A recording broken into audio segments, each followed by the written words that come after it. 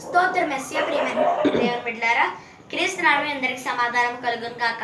ఆమేన్. నేను మీ అభిషేక్. ఎలా ఉన్నారు? బాగున్నారా? ఉదయాన్నే లెగుస్తున్నారా? ప్రార్థన చేసుకుంటున్నారా? వాక్యాన్ని ధ్యానించుకుంటున్నారని మిమ్మల్ని అడుగుతున్నాను.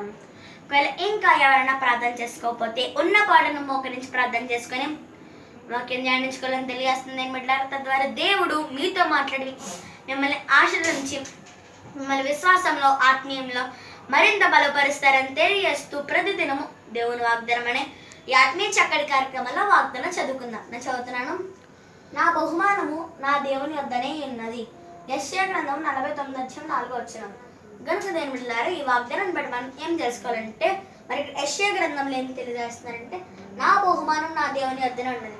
మరి మన బహుమానం మన దేవుని వద్దనే ఉన్నదని తెలియజేస్తుంది ఏమిటారా. మన బహుమానం ఏమిటంటే పరలోకం. మన బహుమానమైన పరలోకం మన ప్రభు అయిన యేసుక్రీస్తు వారి వద్దనని తెలియజేస్తుంది ఏమిటారా.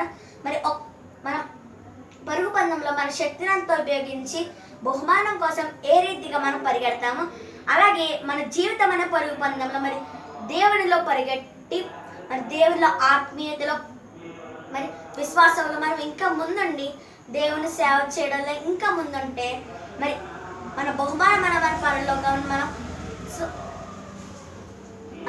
మన బహుమానమైన పరలోకం మనం పొందుకుంటామని తెలియజేస్తుంది ఏమంటారు. కనుక విశ్వాసం కలిగి ధైర్యం తెచ్చుకోండి, వాగ్దానం ఎత్తిపెట్టి ప్రార్థన చేసుకోండి.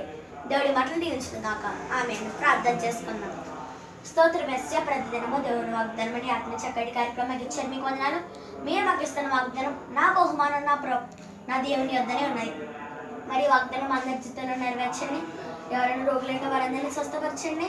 దాన్ని ఎవరైతే పుట్టినరోజు పిల్లలు జరిపించుకుంటున్నారో వారందరినీ ఆశీర్వదించండి. అనేకమైన పుట్టినరోజు పిల్లలు జరిపించుకోవాలో సాయించండి. ఎంతమంది సేవకులు సంఘంలో ఉన్నాయి వారందరినీ కాచికాపుని అభివృద్ధిపరచండి. ఇస్రాయేల్ దేశం కోసం ప్రార్థిస్తున్న వారందరినీ సమాధానపరచండి. మణిపూర్ గురించి ప్రార్థిస్తున్న వారందరినీ కూడా సమాధానపరచండి. విజయవాడ కోసం ప్రార్థిస్తున్న అక్కడ వరదను తగ్గించండి. యేసుని అడుగుచున్నాం తండ్రి, ఆమేన్. కనుక దేవుడి ద్వారా ఈ వాగ్దానాన్ని మీరు పొందుకున్నారు కనుక లైక్ చేయండి, షేర్ చేయండి, సబ్స్క్రైబ్ చేసుకోండి, మంచి మంచి కామెంట్స్ పెట్టండి. దేవుడు మిమ్మల్ని దీవించుగాక. ఆమేన్.